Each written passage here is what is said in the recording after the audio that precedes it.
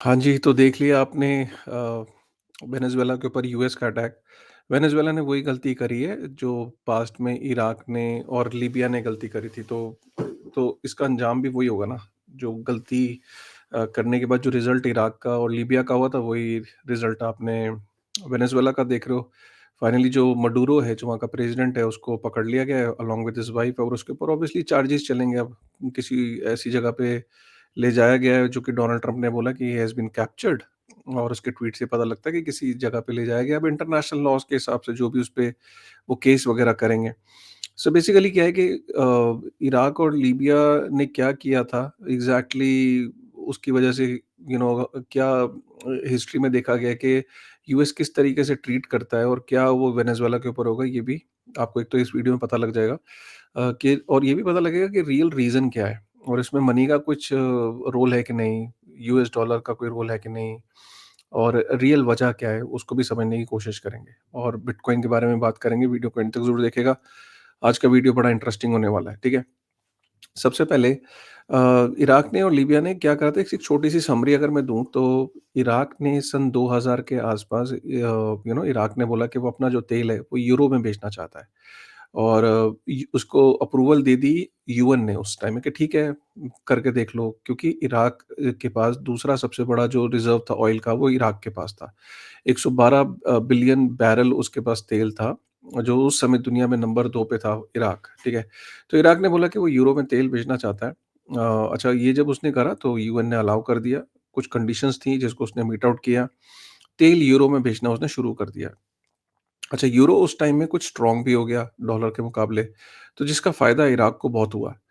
America चुपचाप तो ये नहीं देख रहा था। अमेरिका ने देखा कि यार ये जो एक्सपेरिमेंट था, पहले तो मैं सोच रहा था कि कामयाब नहीं होगा, लेकिन ये तो फाइनली कामयाब हो रहा है। अगर ये कामयाब हो गया एक्सपेरिमेंट और इराक को अगर सक्सेस मिल गई, तो पूरी दुनिया में फिर सर उठेंगे और वो बोलेंगे कि हम भी अपना-अपना जो तेल है, वो अपनी लोकल करेंसी में बेचेंगे या गोल्ड में बेचेंगे या किसी भी और तरीके से बेचेंगे, हम भी डॉलर में नहीं बेचेंगे।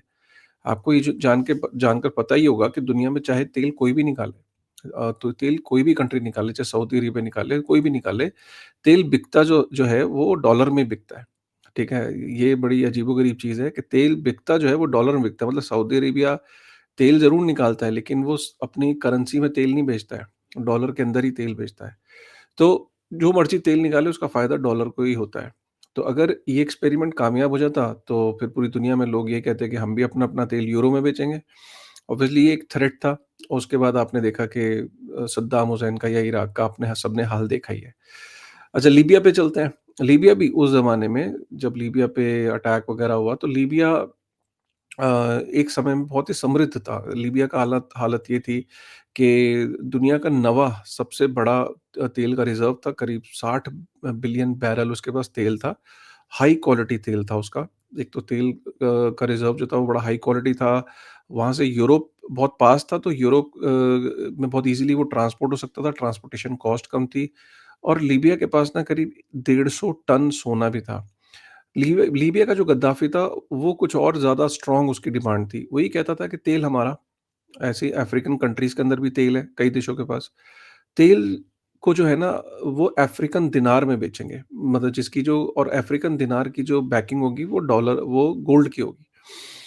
तो वो एक ऐसी अफ्रीकन करेंसी बनाना चाहता था, एक अफ्रीकन दिनार बनाना चाहता था, जिसके अंदर वो कहता था कि जिसके पास अपना-अपना सोना जो है वो ले आओ, बैकिंग करेंगे अफ्रीकन दिनार की और तेल जो है इसकी डिमांड इसलिए बढ़ेगी क्योंकि हम अपना तेल जो है वो अफ्रीकन दिनार में बेचेंगे। तो बड़े ही उसके थॉट्स ऐसे थे, ये भी एक्सपेरिमेंट अगर कामयाब हो जाता तो ऑब्वियसली इसका नुकसान उठाना पड़ता और उसके बाद हमने लीबिया का हालत देखी है। अमेरिका के साथ क्या है ना, अमेरिका को जब-जब अमेरिकन सिस्टम को, अमेरिकन डॉलर को, अमेरिकन के स्विफ्ट नेटवर्क को, अमेरिका के पेमेंट नेटवर्क को, अमेरिका के सेंट्रल बैंक को, अमेरिका के किसी भी फाइनेंशियल इंस्टीट्यूशंस को जब किसी ने चैलेंज करने की कोशिश करी, खासतौर से यूएस डॉलर को बायपास करने की कोशिश करी, तो अमेरिका ना फिर तिलमिला उठता है और अमेरिका फिर क्या करता है, बेसिकली आप ये समझो कि बर्बाद ही कर देता है।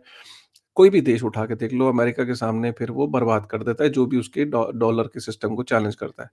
ऑब्वियसली आज की डेट में अगर चाइना को आप देखो या रशिया को देखो, तो लड़ाई तो एक्चुअली यही है ना कि आज उसके सबसे बड़े जो कॉम्पिटिटर हैं, वो चाइना है या रशिया या ब्रिक्स है। ब्रिक्स नेशन को भी वो एक थ्रेट के रूप में देखता है। तो अगर कभी ब्रिक्स नेशंस के साथ उसका कोई झगड़ा हुआ या यूएस गवर्नमेंट का, तो वो इसी बात पे होगा कि यूएस के डोमिनेंस को ये एक थ्रेट है। तो ये है और आज लीबिया के आज वेनेजुएला के साथ भी वही देखने को मिल रहा है। वेनेजुएला की कहानी सिंपल है, वेनेजुएला का जो मडूरो है, वो उसे पसंद नहीं है। यूएस को जब वो प्रेज़िडेंट बना तो उन्होंने काफ़ी सारे इल्ज़ाम लगाए कि ये बहुत उल्टे-सीधे तरीकों से और फ़ोर्सफुली ये प्रेज़िडेंट बना है। तो ऑब्वियसली उनकी चाहत का वो प्रेज़िडेंट नहीं था, तो पहले तो छोटे-मोटे सैंक्शंस लगाए, बाद में 2017 और 2019 के बीच में उन्होंने ऑयल पे सैंक्शन लगा दिए क्योंकि उन्होंने बोला कि अगर मडूरो को हटाना है तो सिंपल सी बात है कि वहाँ पे एक सिविल अनरेस्ट जैसी सिचुएशन पैदा हो जाएगी। अगर हम ऑयल पे सैंक्शंस लगा देते हैं तो चोक कर देते हैं वेनेजुएला को और अपने आप उठा के लोग उसे गद्दी से हटा देंगे। तो उसने उस ज़माने में 2017-19 के आसपास ऑयल पे एक सैंक्शन लगा दिया कि वेनेजुएला अपना ऑयल एक्सपोर्ट नहीं कर सकता। सीधी-सी बात है, अगर ऑयल को वो एक्सपोर्ट करेगा तो डॉलर में करेगा, तो डॉलर जो है वो फ्रीज़ कर देगा अमेरिका। वेनेज़ुएला को ये पता था, तो वेनेज़ुएला ने 2-3 तरीके अपनाए। वेनेज़ुएला ने सबसे पहला तरीका ये अपनाया कि चाइना को तो ये बोला कि तुम युआन में ले लो, मैं युआन एक्सेप्ट कर लूँगा और एक और काम करो, बार्टर सिस्टम भी कर लेते हैं, मुझे कुछ मशीनरी दे दो, मुझे कुछ इक्विपमेंट्स दे दो और बदले में तेल ले लो। तो अब चाइना के साथ वो ये कर रहा था। रशिया के साथ भी वो रशिया की लोकल करेंसी में तेल बेच रहा था। कई कई कंट्रीज़ के साथ वो ऐसा कर रहा था और सबसे बड़ा जो उसका शेयर रेवेन्यू आ रहा था, जो जिस चीज़ में वो तेल बेच रहा था, वो यूएसडीटी में बेच रहा था। करीब 10 बिलियन यूएस डॉलर का जो तेल है वेनेजुएला, वो यूएसडीटी में सेल कर रहा था। तो आप सोचो कि उसके पिछले 12 महीने में ना करीब 22 बिलियन यूएस डॉलर जो यूएसडीटी में इन्फ्लो दिखता है कि वेनेजुएला में आया। तो कल को कहीं न कहीं ये एक थ्रेटन अमेरिका जो है ना वो थ्रेटन फ़ील कर रहा था कि ये हमारे जो डॉलर का जो सिस्टम है उसको बायपास कर रहा है। और जो रिसेंटली क्या हुआ अटैक से कुछ घंटे पहले की कहानी है कि चाइना से एक बहुत बड़ा डेलीगेशन आया और वो मडूरो से मिला। सोचिए कि उसके कुछ ही घंटों बाद ये अटैक हो गया। तो कहीं न कहीं चाइना अपनी रिलेशनशिप को और स्ट्रॉन्ग करना चाह रहा था वेनेजुएला से। तेल को बाय करने के और तरीके फिगर आउट कर रहा था, जो कि ऑब्वियसली अमेरिका को पसंद नहीं आया और उसने ये अटैक कर आप ये वाला वीडियो देखो, ये वाला वीडियो ये करीब ये वीडियो में के अंदर आप देखो कुछ ही घंटों पहले का वीडियो है जिसमें वो चाइनीज़ डेलीगेशन से मिल रहा है, ठीक है? और इसके बाद ये अटैक हो जाता है, ठीक है? तो ये आप देख रहे होंगे कि इस टाइम वेनेजुएला के ऊपर अटैक वो ट्रम्प ने बोला कि वो कैप्चर कर लिया उसने और वेनेजुएला डिमांड कर रहा है कि मडूरो ज़िंदा है कि नहीं, ठीक है? तो ये वहाँ पे ये सब देखने को मिल रहा है। मैं यहाँ पे एक चीज़ और ऐड करना चाहता हूँ बेसिकली। ऐड में ये करना चाहता हूँ कि देखो ये भी इत्तेफ़ाक की बात है 3 जनवरी जब बिटकॉइन का जन्म हुआ, उसी टाइम ये अटैक हुआ। तो जो हम बात करते हैं, आपको ये समझाने की कोशिश करते हैं कि जो डॉलर है ना, उसको वेपनाइज़ करने की कोशिश कर रहा है अमेरिका और कर चुका है वो इनफैक्ट रशिया के 300 बिलियन यूएस डॉलर जो है वो उसने फ्रीज़ करे, जो कि रशिया की जब यूक्रेन की लड़ाई हुई तो रशिया का जो टोटल रिज़र्व था वो 640 बिलियन यूएस डॉलर का था। उसमें से 300 बिलियन यूएस डॉलर के यूएस के एसेट्स में इन्वेस्टेड था। तो जो भी यूएस डॉलर के अंदर उसकी एसेट थी वो सारी की सारी अमेरिका ने फ्रीज़ कर दी। अब ऊपर से अब ये वेनेजुएला वाला केस भी हो गया।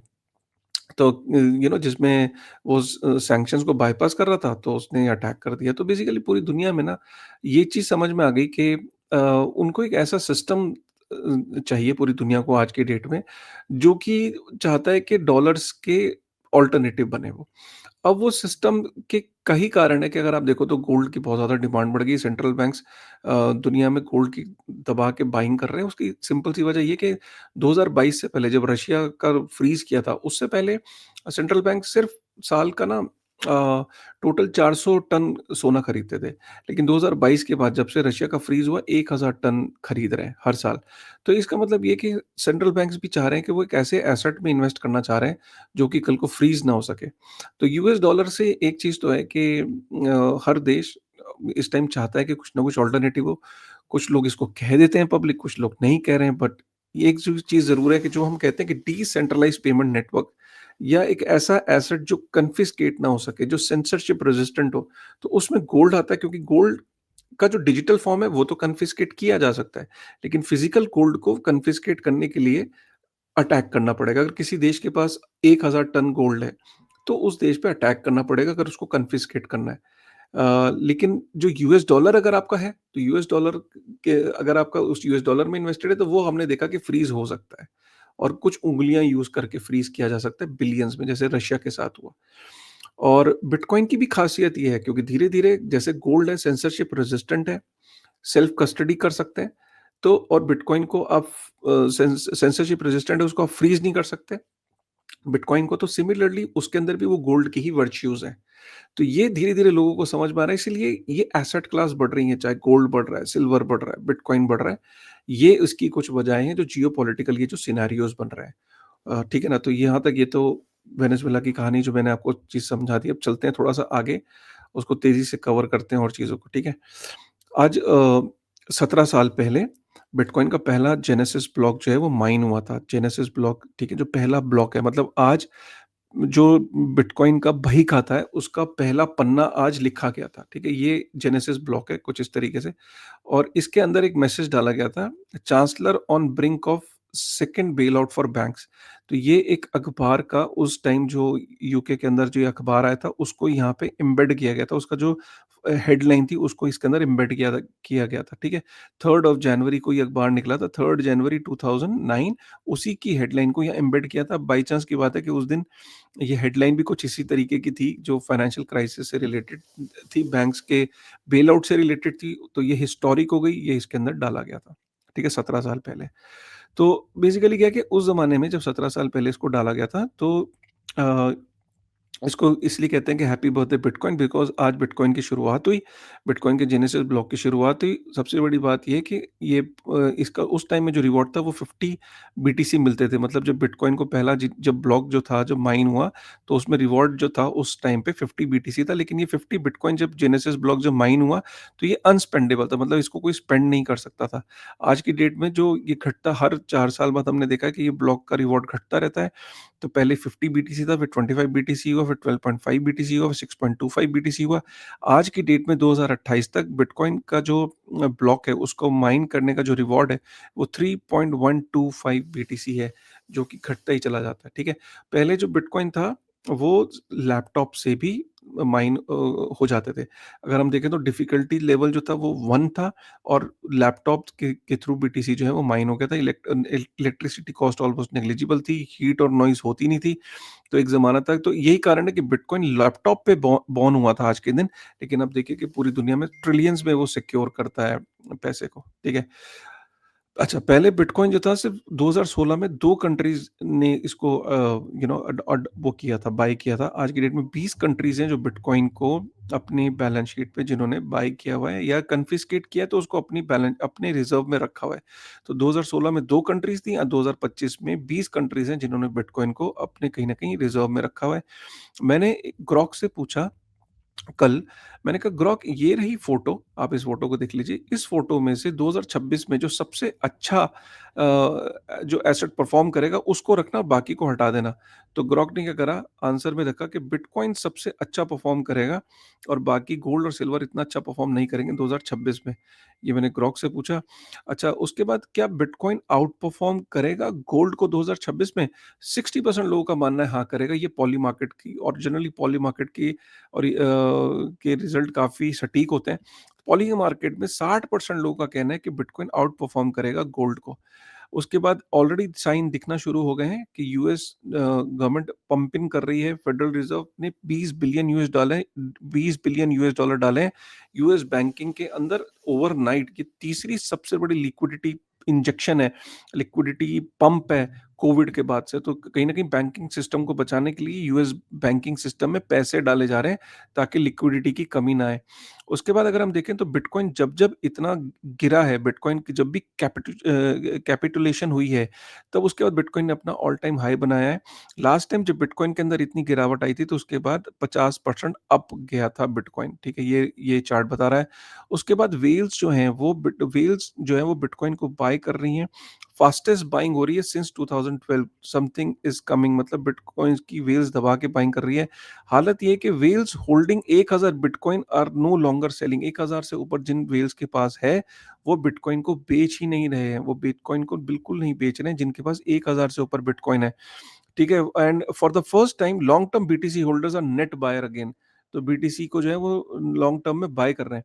उसके बाद अगर हम देखें तो ऑलरेडी ये देखा जा रहा है कि जब अपना ऑल टाइम हाई बनाता है, उसके बाद जब गोल्ड करेक्शन लेता है ऑल टाइम हाई बनाने के बाद, तो पैसा बिटकॉइन में रोटेट होता है। तो हम ये देख रहे हैं कि बिटकॉइन गोल्ड में थोड़ी सी गिरावट आई है, तो बिटकॉइन में थोड़ा सा पंप आया है। ठीक है? तो हमने देखा गोल्ड 6% गोल्ड -4% गिरा, तो बिटकॉइन 6% पंप हुआ, ठीक है?